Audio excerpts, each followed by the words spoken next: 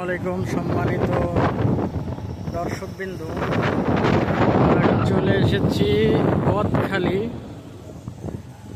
ফুলের সাম্রাজ্যে। কিন্তু দুঃখের বিষয়, এখানে যে ফুলের চাষ হতো সেই জায়গার একটা বিশাল অংশ জুড়ে হয়ে গেছে পার্ক। দেখতে পাচ্ছেন চতুর্দিকে রাস্তার দুপাশে পার্ক এবং বিনোদন কেন্দ্র, বিভিন্ন ধরনের স্থাপনা তৈরি হচ্ছে।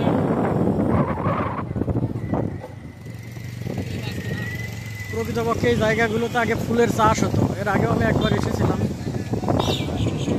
তখন দেখছি এখানে ফুলের চাষ হতো, কিন্তু এখন দেখেন আলটিমেটলি হয়ে গেছে একটা বাজার এবং বিনোদন কেন্দ্র। যাই হোক, মানুষের বিনোদনেরও হয়তো অনেক বেশি প্রয়োজন। ফুলের দোকানগুলো দেখতে পাচ্ছেন, বিশাল সুন্দর, শুধু ফুল আর ফুল। এখানে ফুলের পাশাপাশি অন্য আদার্স জিনিসও বিক্রি হচ্ছে। এখানে বড় বড় পার্ক নির্মাণ হয়েছে, এই যে দেখতে পাচ্ছেন, লাইভ কিনতে পারবেন। এই যে পার্ক, এটা হচ্ছে সর্দার গ্রিন ভ্যালি পার্ক। এখানে বিভিন্ন ধরনের খাবার এবং অন্যান্য জিনিসপত্র রিসোর্ট টাইপের হয়ে গেছে। ধানের মাঠও আছে। এখান থেকে শুরু করে গদখালি বাজার এবং গদখালি এলাকা পুরোটা, এগুলো গাড়ি রাখার, গাড়ি পার্কিং। এখানে বিভিন্ন ইভেন্টে লাখ লাখ মানুষ সমাগম হয়। আমরা যে রাস্তাটা আছি, এই রাস্তাটা দিয়েই আমাদের বাস স্ট্যান্ডে যেতে হয়, গদখালি বাজার। আর এই যে ফুলের চাষ দেখতে পাচ্ছেন, আমরা দেখতে পাবো। এখানে বিশাল পার্কিং আছে, আপনারা আসলে গাড়ি সহ নিয়ে আসতে পারবেন। আর যে জায়গাগুলো দেখতে পাচ্ছেন, ওর ভিতরে ফুলের চাষ হয় অলরেডি।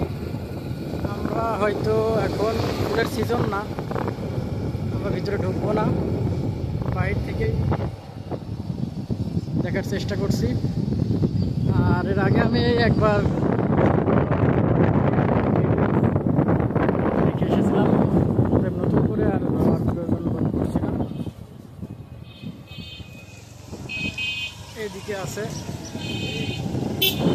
প্রচণ্ড পরিমাণ ক্রাউড হয় বিশেষ মুহূর্তগুলোতে। এখানে বাইকের স্ট্যান্ড এবং সব থেকে বড় পার্ক যেটা, সেটা দেখতে পাচ্ছেন। এই পার্কটা সব থেকে বড়। পার্কের প্রবেশ মূল্য 40 টাকা। 40 টাকা দিয়ে আপনারা পার্কে সুন্দরভাবে ঢুকতে পারবেন। হ্যাঁ বলো। আমি Zahid Hasan Limon, marketing first batch, Islamic university Kushtia, session 2015-16। আমাদের বড় ভাই সাগর ভাই, তিনি আমাদের রিবি ফিনান্স বিভাগের অন্যতম কৃতি সন্তান। তিনি আমার গ্রাম গদখালি ফুলের রাজ্যে তার আগমন উপলক্ষে আমরা ইতিমধ্যে গদখালি ফুলের রাজধানীতে অবস্থান করছি। এবং ফুলের যে সৌন্দর্য, ফুলের রাজধানীর যে গল্পকথা, সেই গল্পকথা নিয়ে আমরা এখন। অনেক ভালো লাগলো। এর আগেও আমি একবার এসেছিলাম, অলরেডি আমি ভিডিওর ভিতরে বলছি। এখন যেটা দেখতে পাচ্ছি, এটা টোটালি একটা বিনোদন কেন্দ্র, খুবই সুন্দর। এখানে সব কিছুই আছে, গাড়ি পার্কিং থেকে শুরু করে খাবার এবং অন্যান্য মসজিদও আছে নামাজ পড়ার জন্য। সব রকমের সুবিধা আছে। অতএব আপনারা যারা ঘুরতে আসতে চান আসবেন, সমস্যা নাই। ভিতরে প্রবেশ করছি ইনশাল্লাহ।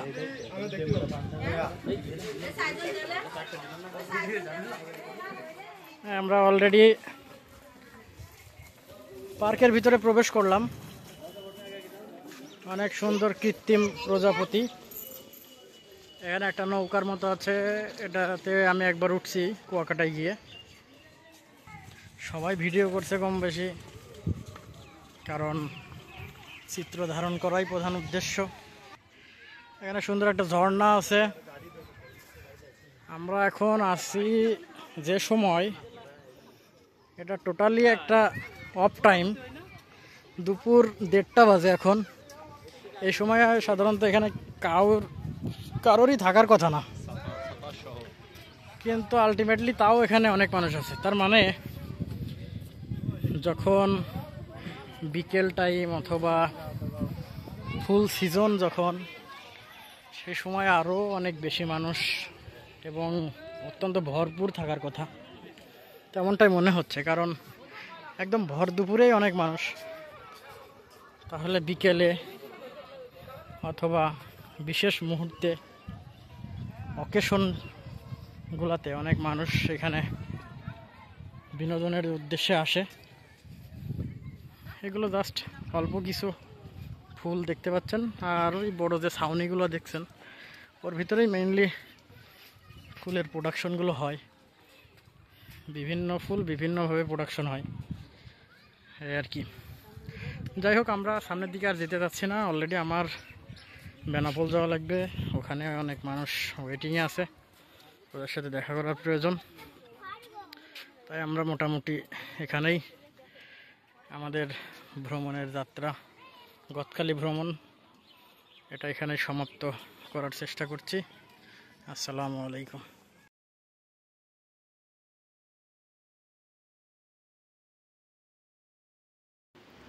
অবশেষে আমরা চলে আসলাম বাংলাদেশের সবচেয়ে বড় স্থলবন্দর বেনাপোল স্থলবন্দরে।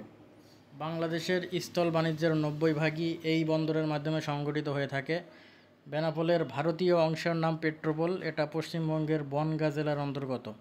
বেনাপোল থেকে কলকাতার দূরত্ব মাত্র 80 কিলোমিটার। পরিবেশ দেখতে পাচ্ছেন, পরিবেশ অত্যন্ত সুন্দর, রাস্তা অত্যন্ত প্রশস্ত। কারণ এই রাস্তা দিয়ে প্রতিদিন হাজার হাজার গাড়ি এবং মালবাহী ট্রাক দেশের বিভিন্ন জেলায় যাতায়াত করে। আমরা প্রধানত যাচ্ছি বন্ধু, আমার যশোর ক্যান্টনমেন্ট কলেজের বন্ধু হাবিবুল্লাহ এবং কামালের বাড়িতে। ওদের বাড়ি 1 নম্বর ঘিবাতে।